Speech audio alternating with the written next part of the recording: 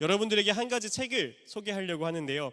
팀 켈러 목사님이라고 계십니다. 팀 켈러 목사님께서 썼던 책, 바로 이제 보시는 것처럼 탕부 하나님이라는 책이 있습니다.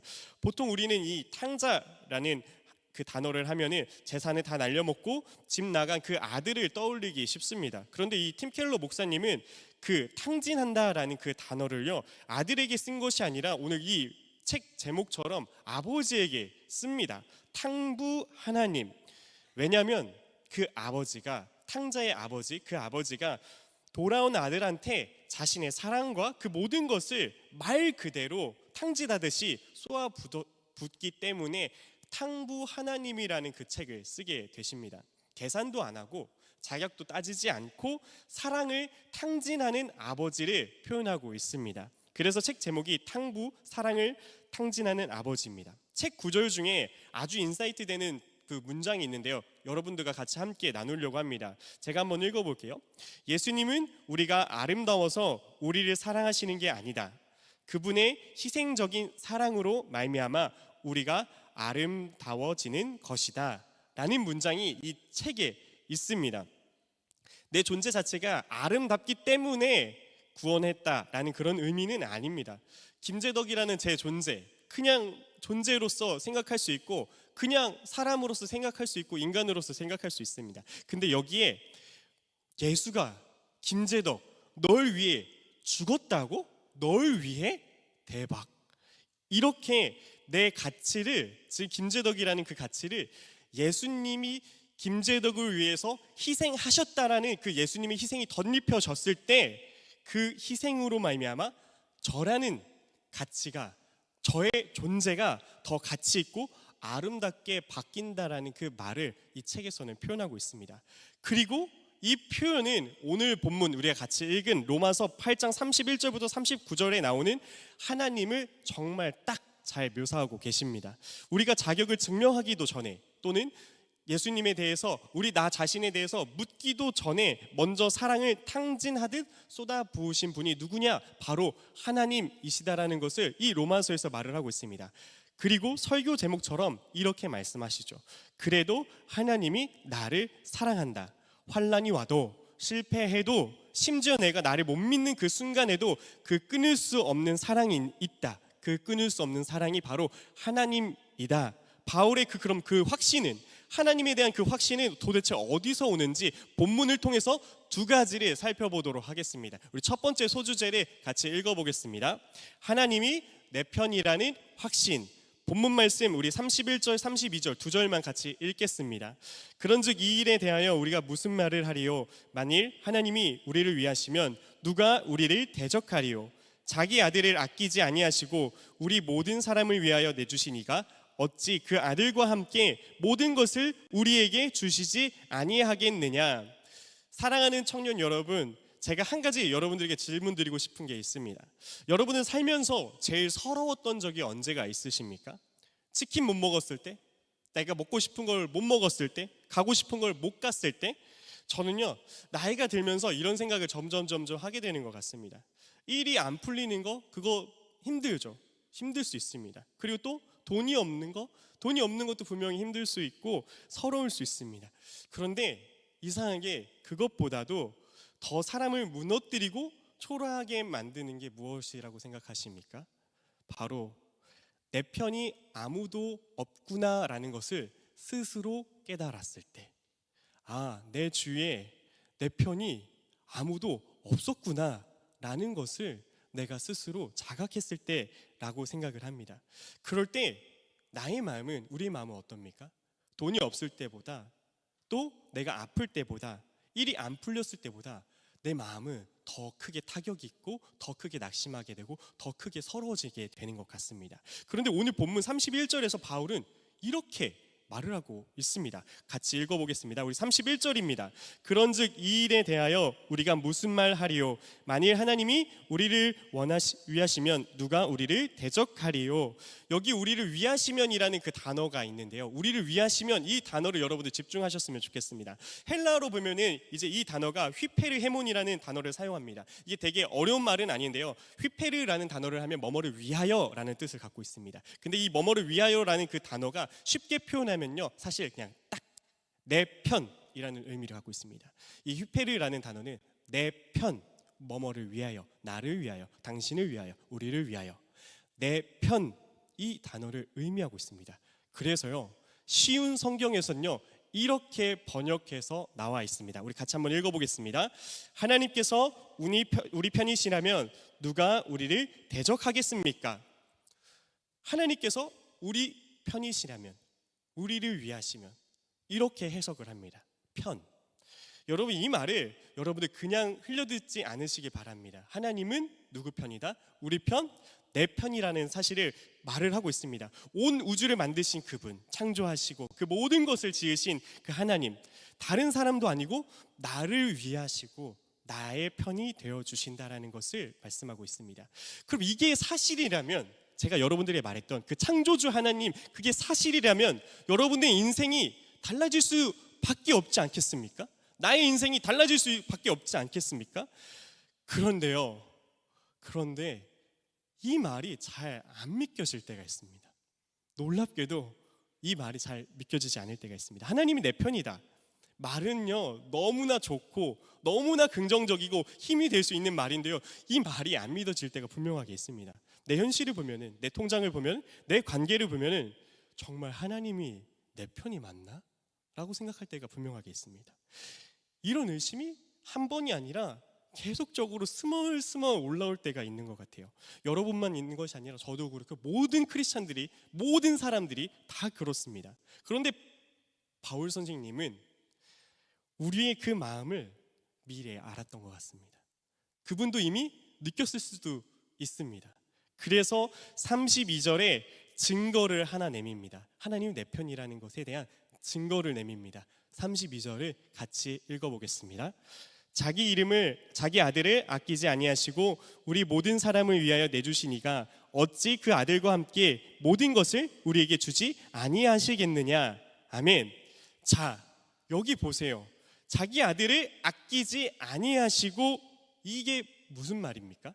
하나님이 당신이 가장 귀하게 생각하는 것, 그리고 하나님 입장에서 가장 아까운 것을, 외아들을 아끼지 않으셨다라고 32절에 바울은 확신하고 증명하고 있습니다. 금주에 제가 어머니와 이제 전화 통화를 했습니다. 전화 통화 안에서 있었던 일인데요, 제가 목소리처럼 저번 주부터 목소리가 나가죠. 몸이 좋지 않았습니다. 몸이 좋지 않은 상태로 어머니와 통화를 하면서 제 목소리가 좋지 않은 것을 듣고, 그리고 제 몸이 좋지 않은 것을 알아차리신 다음에 어머니가 갑자기 이런 말씀을 하시는 거예요. 너가 중학교 때 엄마가 밥을 잘 챙겨주지 못한 게 한이 된다, 한이 돼. 그래서 지금 이렇게 아픈 것 같다. 내 탓이다. 대화의 맥락을 못 찾겠는 거예요. 아니, 내가 지금 아픈 것과 10몇 년 전에 중학교 때 어머니가 밥을 차려주지 않았던 그 수많은 일들이 지금과 무슨 상관이 있지? 라는 생각이 들었습니다. 그래서 제가 어머니한테, 어머니, 그건 논리적으로 말이 안 됩니다. 이성적으로 아무리 생각해도요, 이건 논리적으로 말이 안 되는 것 같아요. 어떻게 그때 안 먹었던 밥의 영양 실조가 지금 나에게, 저는 리노바이러스를 걸렸거든요, 리노바이러스에 영향을 미칠 수 있습니까? 라고 말씀을 하고 이제 말씀을 드렸어요. 물론 여러분들에게 되게 좀 뭔가 이렇게 순화돼서 말했지만, 무슨 소리예요? 무슨 소리예요? 이렇게 퉁명스럽게 어머니랑 대화를 했습니다.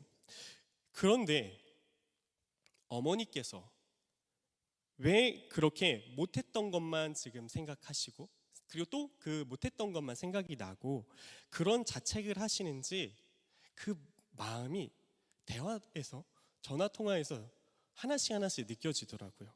어머니가 왜 그렇게 자책을 하시는지.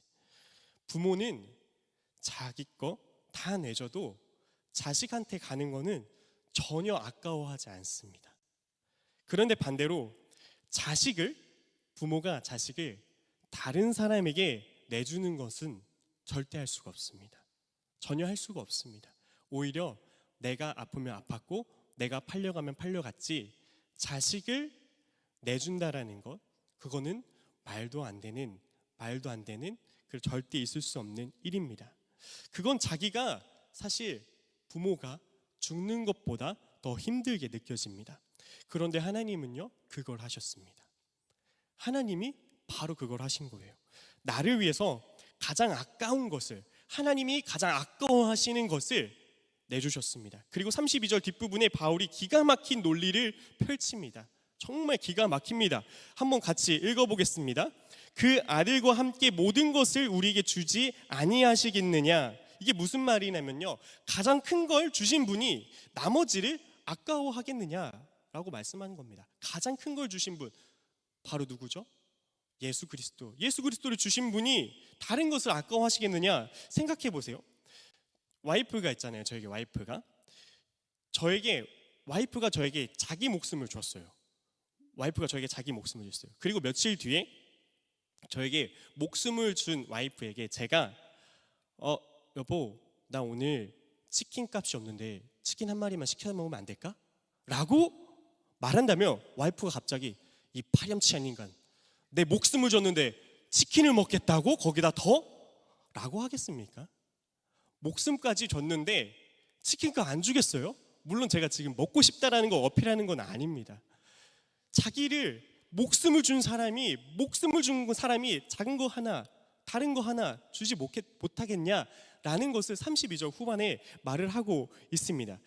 그러니까 사랑하는 청년 여러분, 하나님은 내 편이다라는 이 말은요, 그냥 기분 좋으세요, 크리스찬 여러분 기분 좋으세요, 이런 빈말이 절대 아닙니다.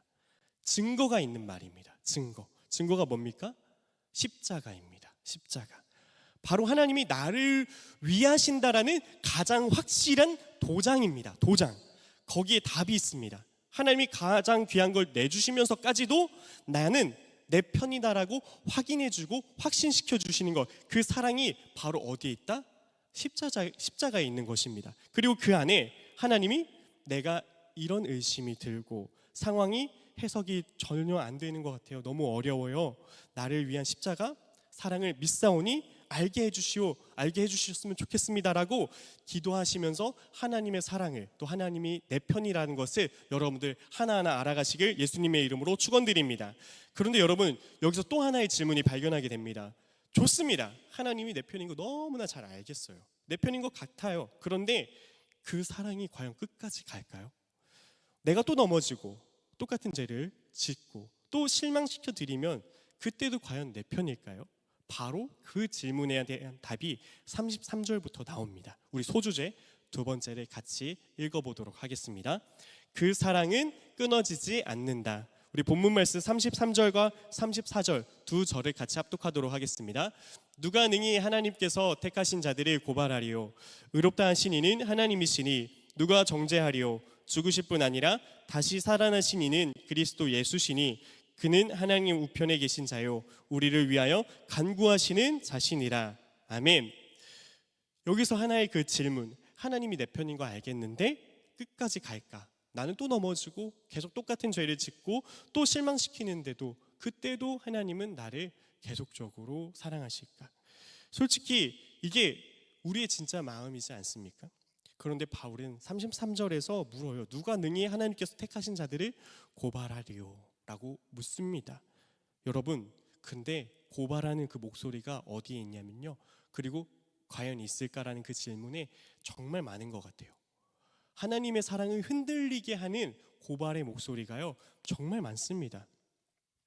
욥이라는 그 인물이 있는데요, 성경에 욥이라는 사람이 있습니다. 근데 그 욥이라는 사람이 성경에 쓰여져 있을 때 그 이야기를 보면요, 욥을 고발하는 사람이 누구냐면 바로 사탄이 있습니다. 그리고 사탄만 있습니까? 친구들도 있고 사람들도 있습니다. 심지어 자기 자신까지도 있게 됩니다. 근데 이 사탄, 친구, 자기 자신, 가족들, 그 중에서 제일 무서운 고발자가 누굴까요? 사탄? 아닙니다. 저는 나 자신이라고 생각합니다. 내가 나를 제일 잘 알잖아요.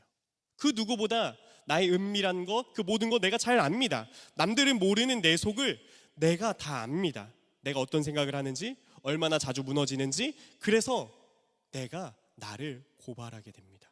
그런데 구약에 보면요, 하나님의 사람이고 하나님의 그런 능력이 있고 간증도 엄청 많은 사람인데도 불구하고 나 자신이 얼마나 연약한지 계속적으로 넘어지고 울고 불고 하는 사람이 있습니다. 구약에 많이 있지만 대표적으로 누구냐? 바로 다윗입니다. 다윗. 시편 139편에서 다윗이 뭐라고 고백하냐면, 주께서 나를 살피고 아셨다. 그리고 그 아심이 내가 안고 일어섬을 알고 내 생각을 다 아신다라고 말씀하고 있습니다. 그러니까 사람들도 나를 에워싸고 그리고 나조차도 나를 고발하는 그 모든 것을 하나님은 이미 알고 계신다라는 것을 말하고 있습니다. 누가? 하나님이 나보다 나의 상황을 더 잘 알고 계신다라는 것을 다윗은 알고 고백하고 있습니다. 근데 보시면요, 다윗이 그 다음에 뭐라고 하냐면요, 시편 139편 8절 말씀인데요, 한번 같이 읽어보면 좋을 것 같습니다. 내가 하늘에 올라갈지라도 거기 계시며 스올에 내 자리를 펼치라도 거기 계시니이다. 아멘. 내가 아무리 도망치고 아무리 밑바닥까지 떨어져도 거기에도 하나님이 계시더라라는 것을 고백하고 있습니다. 떠나신 게 아니라, 하나님이 떠나신 게 아니라 거기까지 따라오셨다라고 다윗은 말을 하고 있습니다. 자, 그러면 여러분들 이거 하나만 정리하고 가시면 좋을 것 같습니다. 다윗은 하나님이 자기를 다 아신다고 했어요. 하나님이 나를 다 안다. 그런데도 그 하나님이 나를 떠나지 않았다. 나를 잘 아시는 분인데, 다 아는 분인데 나를 떠나지 않으셨다. 이게 핵심입니다. 보통 우리는요, 이렇게 생각합니다. 하나님이 내 진짜 모습을 아시면, 하나님이 내 진짜 모습, 머리 털끝부터 발끝까지 모든 것을 아시면 떠나실 거야 라고 생각합니다. 근데 정반대입니다. 하나님은 이미 다 아세요. 이미 다 아시는데도 안 떠난다고 합니다. 그게 오늘 로마서 8장 38절 39절의 말씀입니다. 우리 같이 한번 그 말씀을 읽어보도록 하겠습니다. 내가 확신하노니 사망이나 생명이나 천사들이나 권세자들이나 현재일이나 장래일이나 능력이나 높음이나 깊음이나 다른 어떤 피조물이라도 우리를 우리 주 그리스도 예수 안에 있는 하나님의 사랑에서 끊을 수 없으리라. 아멘. 높음도 깊음도 그 무엇도 하나님의 사랑에서 끊을 수 없다라고 말을 하고 있습니다. 그러니까 여러분, 정리하면 이겁니다. 내가 나를 고발하는 은밀한 밤이라든지 그 어떤 순간, 하나님은 나를 다 아시면서도 그래도 사랑하신다라는 것을 말씀을 통해서, 우리의 삶 모든 전반적인 것을 통해서 표현하고 계십니다. 모르고 사랑하는 게 아닙니다. 눈 감고 사랑하는 게 아니라 다 보시고 다 듣고 계신데도 불구하고 그래도 사랑한다라는 그것입니다. 오늘 설교 제목이 그래도 하나님이 나를 사랑한다지 않습니까? 이 그래도라는 그 그래도가 하나님이 나를 잘 몰라서 하는 그래도가 아닙니다. 하나님이 날 잘 모르고 그래도 내가 너를 사랑한다, 나를 잘 모르고 하는 그래도가 아닙니다. 너무나 잘 아는데 그래도 내가 너를 사랑한다라는 그 그래도입니다. 다 아시는데도 그래도 사랑하신다라는 것입니다. 말씀을 정리하겠습니다. 첫째, 하나님이 내 편이시다라는 그 사실, 그것도 그냥 말이 아니라 증거를 제시하셨죠. 가장 귀한 아들을 내주신 것으로 끝난 것이 아니라 그 사랑을 증명하기 위해서 십자가라는 그 십자가로 도장을 찍으셨다라는 것, 그것을 왜 해주셨냐? 나는 너의 편이다라는 것을 증명하기 위해서, 말뿐만이 아니라 내가 너를 사랑한다라는 것을 증명하기 위해서 십자가라는 그 도장을 주셨다라는 것. 두 번째, 그 사랑은 단 그 순간에만 잠깐 효력이 있는 것이 아니라 영원토록 끊어지지 않는다라는 것을 의미합니다. 내가 내 팔을 붙잡고 내 팔을 붙잡고 내 하나님의 팔을 붙잡고, 내가 너무 힘들어서 하나님의 팔을 놓아야겠다. 하나님의 팔을 놓으면 분리가 되잖아요. 분리가 되어야 되는데, 내가 하나님을 놓았지만 하나님은 내 팔을 계속적으로 붙잡고 있다라는 겁니다.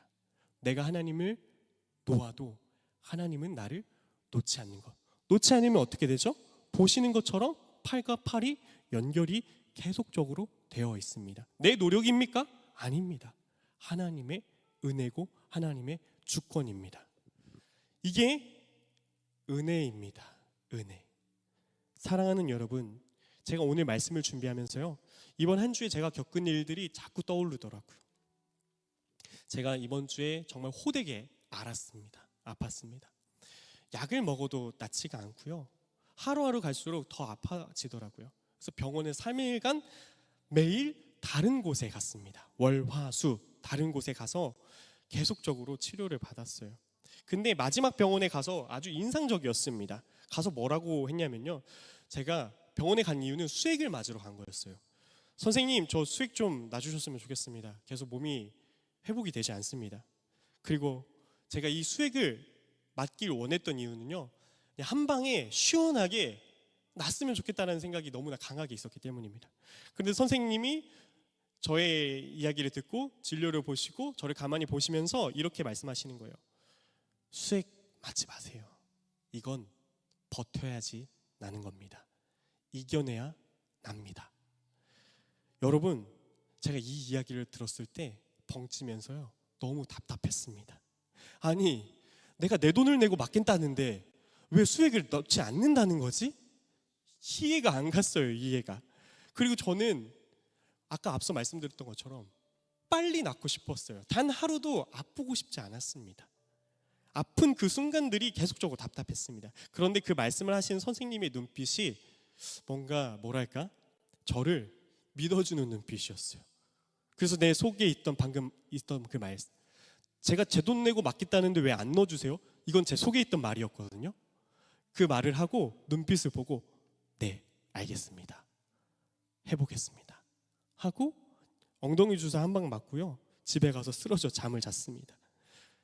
그리고 다음 날이 되고 전날을 생각해 보니까 그 의사 선생님이 말했던 그 말이 계속 맴도는 거예요.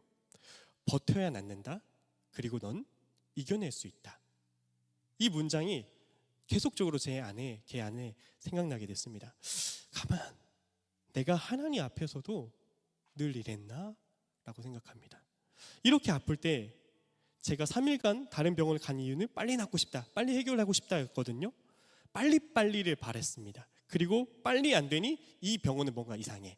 다음날 다른 병원에서 수액을 맞았는데 수액이 효과가 없어요. 아, 여기는 수액이 뭔가 문제가 있나 보다. 다른 병원 가서 수액 맞아야지. 이렇게 해서 바꾼 거거든요. 슬그머니 제 안에 뭐가 있었냐면요, 의심이 있었습니다. 의심이. 병원에 대한 의심. 그래서 다른 병원을 간 겁니다. 그리고 나서 하나님이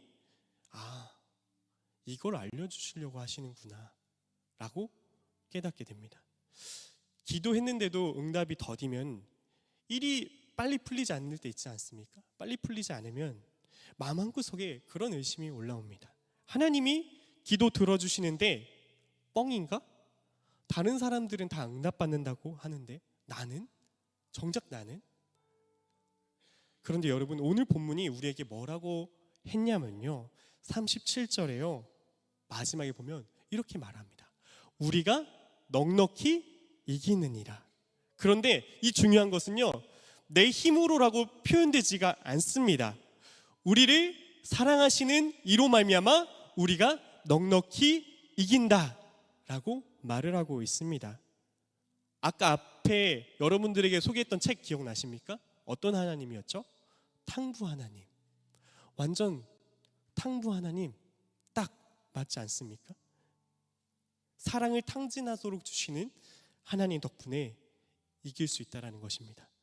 저는 이제 이렇게 믿습니다. 하나님이 빨리 안 풀어주실 때가 있어요. 그런데 그게 하나님이 사랑이 식어서가 아니라는 것. 하나님의 관심이 멀어져서 빨리 안 풀어주는 게 아니다라는 겁니다.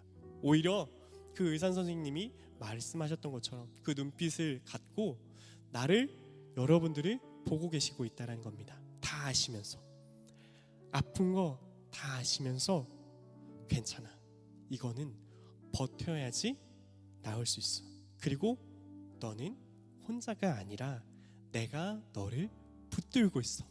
너가 나를 놓을 수 있지만 나는 너를 놓지 않는다. 그리고 버티면 이겨낼 수 있다 라는 것을 알려주는 것이라 더 느껴집니다. 그러니까 여러분들, 오늘 예배가 끝나면 여러분들 집으로 가지 않겠습니까? 집으로 가실 때 딱 한 가지만 바꿔서 가시기 바랍니다. 그래도 내가 버텨야지. 그래도 내가 나 자신을 사랑해야지. 아니라 그래도 하나님이 나를 붙들어 주신다.